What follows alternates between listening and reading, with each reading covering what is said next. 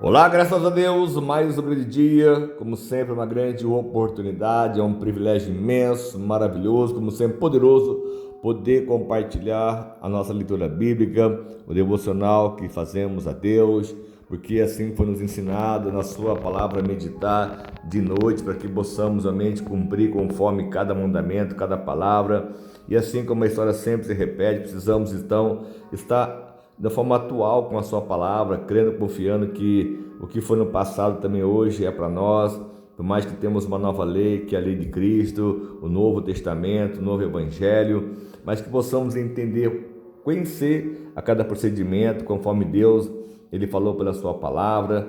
Temos aqui o pai desses homens que foram realmente formados, quando nós falamos sobre o rei Ezequias, em 2 Crônica 31, 32, falou muito sobre a sua vida, em qual ele fez conforme Davi assim tinha procedido, mas os seus filhos, como Manassés, o Amon e agora Josias também, vindo nessa ótica, fazendo aquilo que o Senhor aprova, aquilo que Deus não aprova, enfim. E aqui então, em 2 Crônicas 34, Josias tinha 8 anos de idade quando começou a reinar, e reinou 31 anos em Jerusalém.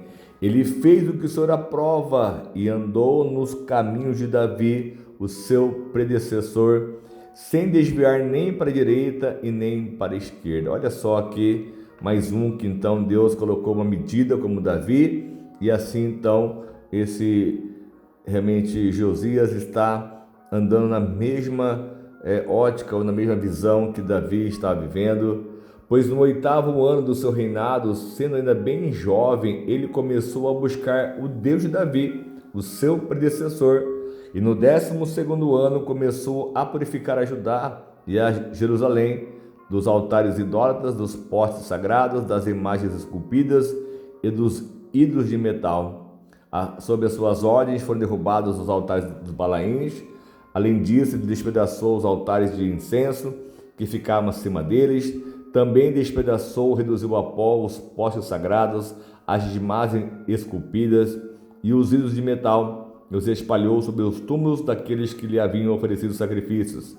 Depois queimou os ossos dos sacerdotes sobre esses altares, purificando assim Judá e Jerusalém. Você vê que Josias começou a buscar o Deus de Davi, o seu predecessor. Então Davi é a nossa régua de medir, como eu tenho falado, isso é realmente algo maravilhoso. Apesar que a nossa régua maior, o nosso Senhor Jesus Cristo, Ele é o nosso único padrão a qual devemos seguir. Mas aqui nos antepassados, Davi era realmente a linhagem a qual veio o próprio Jesus. E quantas coisas foram feitas, né? Esse Josias, tão jovem, tão moço, ainda começou a fazer obras maravilhosas, porque era rei, ele tinha autoridade, a ordem, assim ele ordenava, mandava, e as coisas então tinham que se cumprir, e assim então tudo foi feito para ser purificado Judá, Jerusalém, e na cidade de Manassés, de Efraim e de Simeão, e até mesmo de Naphtali, e as ruínas ao redor delas, derrubou os altares, os postes sagrados, esmagou os ídolos, reduzindo-os a pó, e despedaçou todos os altares de incenso, por Israel que faria espalhados. Então voltou para Jerusalém, e no 18º ano do seu reinado, a fim de purificar o país e o templo, ele enviou Safã, filho de Azalias, e Maacéias, governador da cidade, junto com Joá, filho do arquivista real Joacás, para restaurar o templo do Senhor, o seu Deus. Eles foram entregar ao sumo sacerdote Ilquias a prata que havia sido trazida ao templo de Deus e que os porteiros levitas haviam recolhido das ofertas do povo de Manassés e de Efraim e de todo o remanescente de Israel, e também de todo o povo de Judá e de Benjamim e dos habitantes de Jerusalém. Confiaram a prata aos homens nomeados para supervisionarem a reforma do templo do Senhor, os quais pagavam os trabalhadores que faziam os reparos do muro do templo. E também deram essa prata aos carpinteiros, aos construtores, para comprarem pedras lavradas de madeira para as juntas e as vigas dos edifícios que os reis de Judá haviam deixado ficar em ruínas. Então houve uma reparação de todas as formas e maneiras. E esses homens fizeram o trabalho com fidelidade, eram dirigidos por Jaate e Obadias, levitas descendentes de Merari, e por Zacarias e Messulão, descendente de Coate. Todos os levitas que sabiam tocar instrumentos musicais estavam encarregados dos operários e supervisionavam todos os trabalhadores em todas as funções. Outros levitas eram secretários, oficiais e porteiros. Olha só que, como eu sempre falo, ninguém faz nada sozinho, é necessariamente muita gente, muitas pessoas. A obra é grande, ela é escassa de muitos e hoje precisamos encontrar esses verdadeiros levitas que querem fazer o trabalho do Senhor. E aqui olha o 14 como é maravilhoso. Enquanto recolhiam a prata que tinha sido trazida para o templo do Senhor, o sacerdote Ilquias encontrou o livro da lei do Senhor que havia sido dada por meio de Moisés. Olha só, algo que já estava meio esquecido por aquele povo. Mas Ilquias disse ao secretário Safã: encontrei o livro da lei do templo do Senhor, e ele entregou então a Safã. Então Safã levou o livro ao rei, ele informou: teus servos estão fazendo tudo o que lhe foi ordenado. Fundiram a prata que estava no templo do Senhor e confiou aos supervisores e aos trabalhadores. E acrescentou: o sacerdote Ilquias entregou-me um livro. E Safã leu trecho do livro para o rei. Assim que o rei ouviu as palavras da lei, rasgou as suas vestes e deu essas ordens a Ilquias, a Icã, filho de Safã, e a Abidom, filho de Milca, ao secretário Safã e ao auxiliar real Asaías: vão consultar o Senhor por mim e pelo remanescente de Israel e de Judá, acerca do que está escrito neste livro que foi encontrado. A ira do Senhor contra nós deve ser grande, pois os nossos antepassados não obedeceram à palavra do Senhor e não agiram de acordo com tudo que está nesse livro escrito. Olha só, o temor desse menino chamado Josias começou a reinar com 8 anos, no seu 18º ano do reinado, ou seja, estava com praticamente 26 anos. Ele estava mente ali tão fascinado com Deus que ele buscava. Você não tinha livro naquele momento, não tinha uma direção, mas tinha realmente o Espírito que falava com eles, enfim, um sacerdote contava as histórias, enfim. Mas acharam o livro da lei, e quando ele leu, o temor caiu sobre ele de forma muito maior. E ele disse: então agora vamos consultar ao Senhor por mim, porque a ira do Senhor deve ser muito grande, pois nossos antepassados não obedeceram a palavra do Senhor e não agir de forma ou de acordo conforme tudo foi escrito. E assim precisamos estar muito atentos à sua palavra.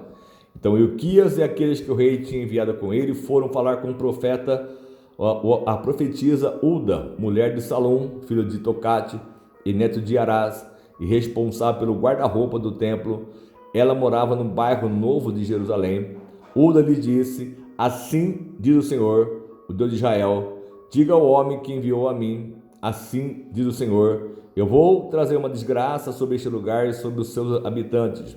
Todas as maldições nesse livro escrito que foi lido na presença do rei de Judá, porque me abandonaram e queimaram incenso a outros deuses, provocando a minha ira por meio de todos os ídolos que a mão deles tem feito. Minha ira arderá contra este lugar e não será apagada.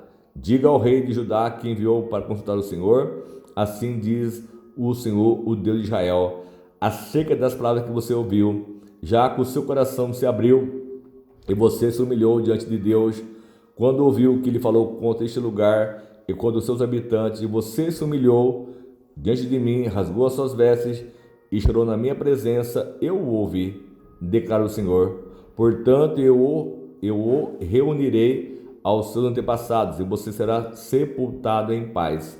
Os seus olhos não verão a desgraça que trarei sobre este lugar e sobre os seus habitantes. Então eles levaram a resposta a Josias, e em face disso o rei convocou todas as autoridades de Judá e de Jerusalém. Depois subiu ao templo do Senhor, acompanhado por todos os homens de Judá, todo o povo de Jerusalém, os sacerdotes, os levitas, todo o povo, dos mais simples aos mais importantes. E para todos o rei leu em alta voz as palavras do livro da aliança que havia sido encontrado no templo do Senhor. Ele tomou o seu lugar e na presença do Senhor fez uma aliança, comprometendo-se a seguir o Senhor e obedecer de todo o coração, toda a sua alma e os seus mandamentos, aos seus testemunhos e aos seus decretos, cumprindo as palavras da aliança naquele livro escrita. Depois fez com que todos em Jerusalém e em Benjamim também se comprometessem com a aliança. Os habitantes de Jerusalém passaram a cumprir a aliança de Deus, o Deus dos seus antepassados, e Josias retirou todos os ídolos detestáveis de todo o território dos israelitas e obrigou a todos que estavam em Israel a servirem ao Senhor, o seu Deus. E enquanto ele viveu, o povo não deixou de seguir o Senhor, o Deus dos seus antepassados. Olha só que lindo, maravilhoso, como Deus lhe age de forma realmente maravilhosa em meio ao seu povo. Quando Josias ele se humilhou, Deus ouviu a sua humilhação, o seu choro, o seu lamento, porque ele não entendia, não compreendia. Depois que veio realmente o livro que ele entendeu, que ele leu, mandou constar ao Senhor, e veio realmente essa resposta, que ele não ia ver a desgraça sobre o povo dele, ele ia ser recolhido. De repente fala que de repente uma morte, uma ação que Deus recolhe alguém, parece que é até algo tão ruim, tão pior. Mas olha só como é maravilhoso essa mensagem, essa palavra. O próprio Deus, ele recolheu Josias para que ele não visse a desgraça que viria sobre o povo, que tão foi contaminado, e tão se tornou tão realmente rebelde, idólatras ao Senhor, fazendo aquilo que o Senhor detesta. E nós precisamos estar muito atentos à sua palavra, porque Deus não mudou. Ele não mudou, ele não é um Deus a qual ele aceita tudo não, de forma assim aleatória. Deus tem suas regras, Deus tem realmente as suas leis. Jesus é o nosso único agora padrão ao qual devemos segui-lo e fazer conforme a sua vontade e o seu querer. E eu creio que a sua lei é muito maior do que a lei de Moisés. Jesus ele é superior em todas as leis, todas as regras, os mandamentos, e nós precisamos entender, porque a graça nos faz entender e compreender a sua vontade e o seu querer. Se nós nos humilharmos, nos arrependemos, Deus tem o poder de nos surpreender, nos abençoar e nos salvar e nos libertar ainda muito mais. Amém? Que haja entendimento e revelação na sua alma e no seu coração, e que possamos sempre prosseguir, crendo, confiando, acreditando que Deus está trabalhando sempre em nosso favor. Amém? Ó Deus amado Pai, mais uma vez eu quero te agradecer por este momento, essa grande oportunidade que o Senhor nos concede nessa data, meu Pai, nesse dia, e que a Tua presença ela venha falar fortemente conosco, de forma muito especial. Cada um que ouvir, entender, compreender essas palavras, que ela possa ser liberta, transformada, restaurada, e que ela venha se arrepender, como Josias, meu Pai, foi um exemplo de arrependimento, como Davi também foi um exemplo de arrependimento, de fazer aquilo que agrada ao Senhor, Pai. Então peço mais uma vez, nos traga essa revelação, esse temor sobre nós, para que possamos entender, compreender e fazer conforme a Tua palavra, conforme a Tua justiça, que possamos obedecer de forma literal a sua palavra, porque ela não vai mudar, ela não vai realmente tirar realmente nenhuma vírgula, nenhuma lei, nenhum tio, meu Pai, dessa lei, mas que ela venha ser cumprida de forma literal, tudo aquilo que está escrito nesse livro. Então peço a Tua bênção, eu peço a Tua unção e o Teu poder para sejamos transformados e abençoados de forma literal pelo Teu amor, pelo Teu poder, sempre, sempre, em nome de Jesus. Amém? Deus abençoe a todos, abençoe a sua vida, a sua casa, a sua família, e que sejam altamente agraciados, recompensados por essa fé, em nome de Jesus. Se precisar, pode contar conosco sempre, nossa mensagem e orações, em nome de Jesus.